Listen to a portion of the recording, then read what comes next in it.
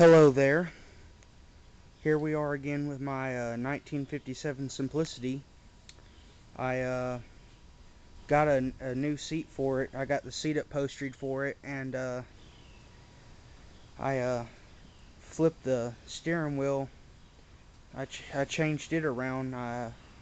Last time it was facing the other way, and I have ridden around on this thing a lot lately, and I've had a lot of fun with it. Let me give you a start.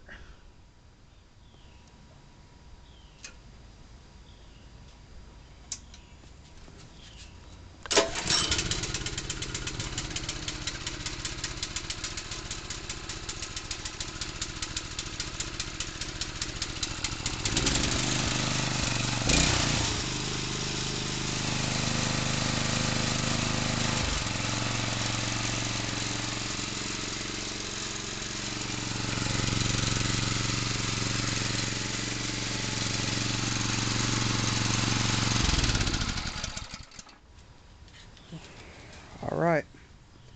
See you later.